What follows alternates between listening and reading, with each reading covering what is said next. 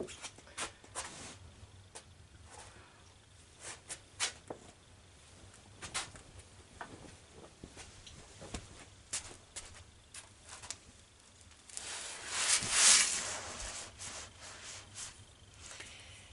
all you beautiful friends and family. This is more about butchering. I feel God is telling me to talk some more about this.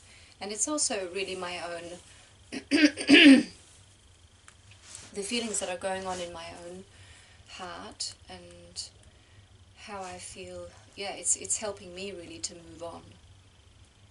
So, the whole thing of harming others, I think is what it's really all about. And well, the whole thing of killing we don't like to think of. And just to get back to that video I just made with the cows, where I was talking about home birth, it was a little bit a little bit fast. So what I didn't really say was that when an animal's being butchered, a baby's being born, somebody's dying, something quite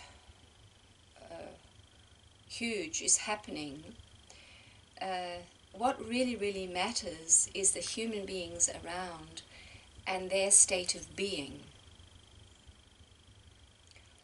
So what was so very surprising for me when I experienced that halal butchering here on our farm was the state of being of the men. And I mean, it's two cultures that meet, and in our culture the whole thing of killing is very fear, is full of fear.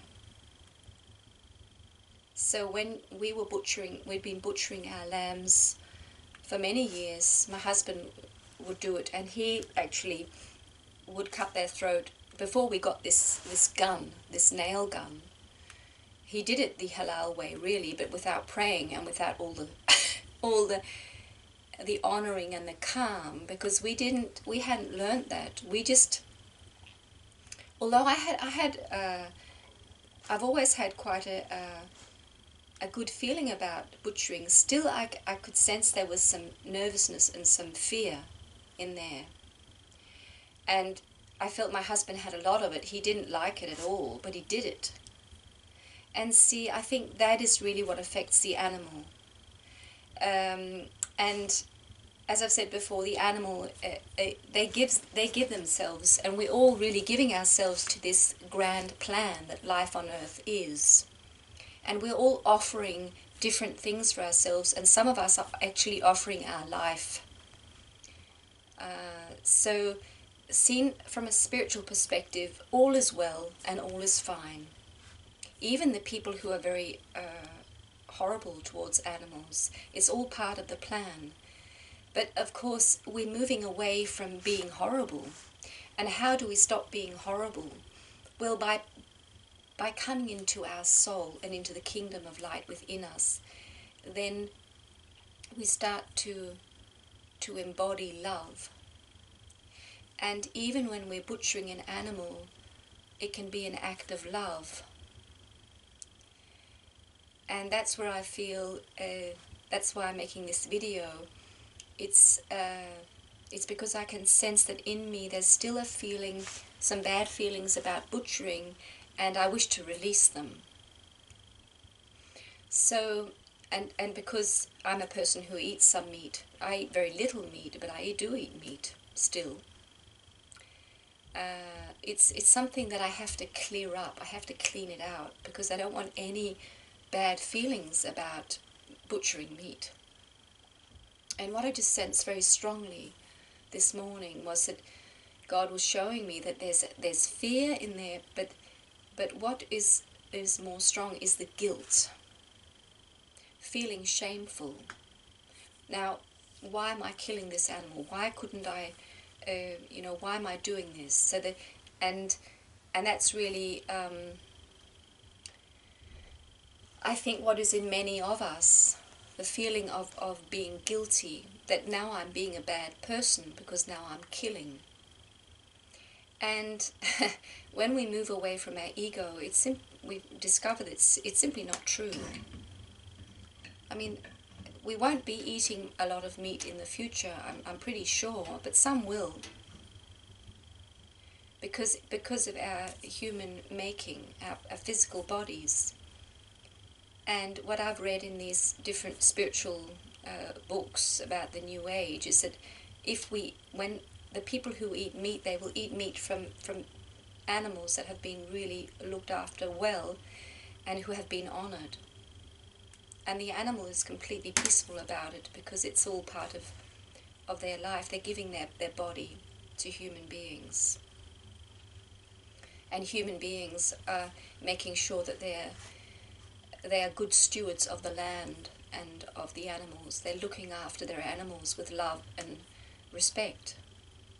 So that's the way of the future, and of course it's going to come more and more. And for this to come, and for also for us who are eating meat to feel really, really, really good about it, we have to release these old emotions of fear, guilt, shame. And I mean, life is so intense on earth, and we've been through so much hardship, and there has been so much horror going on this planet that was all about harming others.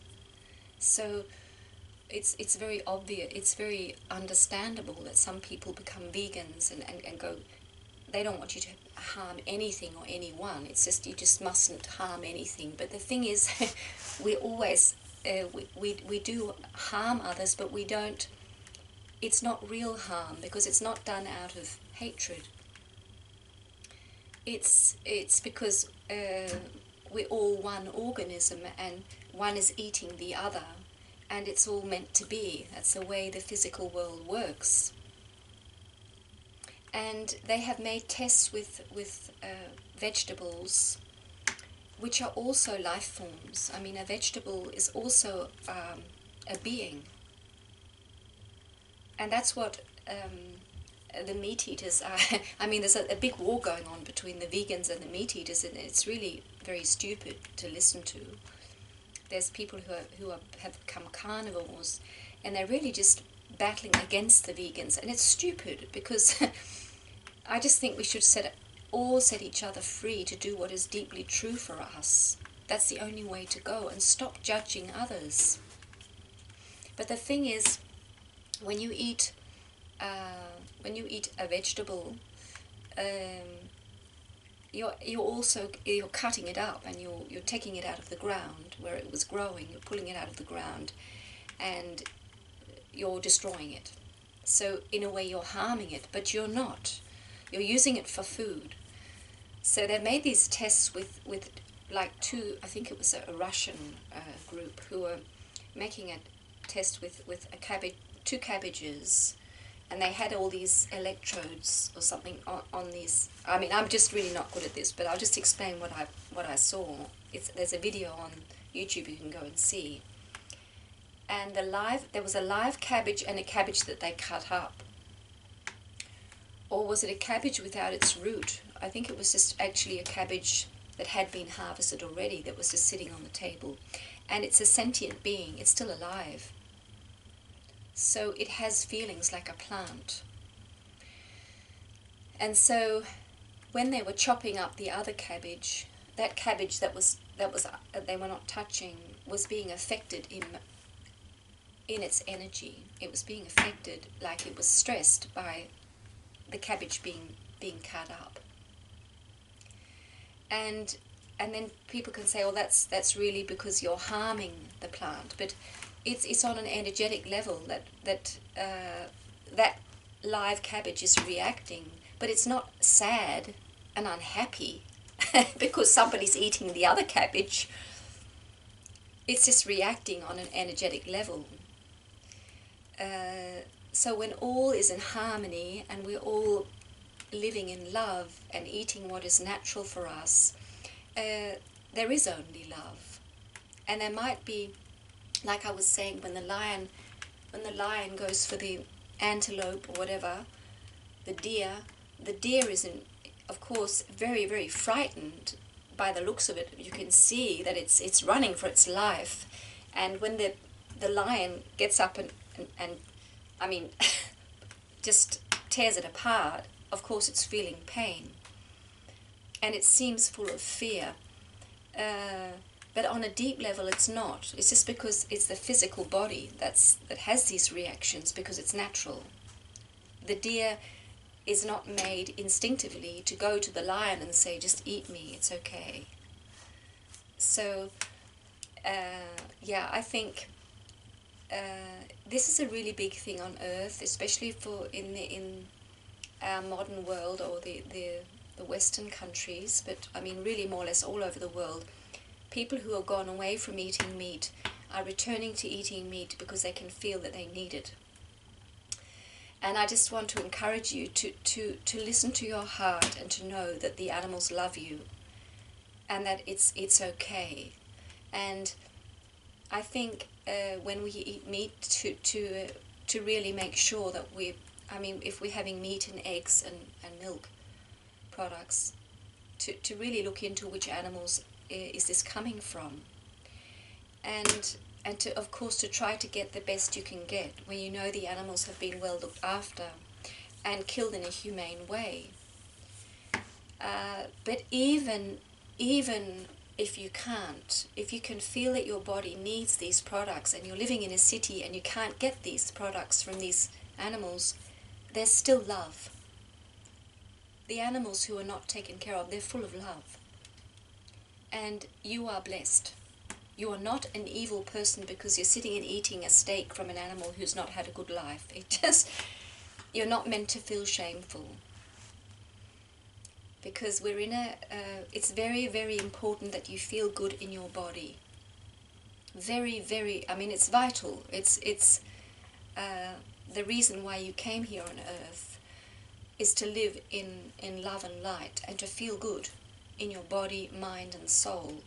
And if these animal products are necessary for you and you feel it's important that you get them, have no fear. Have no fear. Know that you are loved and you are blessed. The more you follow your heart, do what is true for you, the more love is beaming onto you. And when we choose to feel guilty and shameful, it's really our own making, because we are not judged by anyone.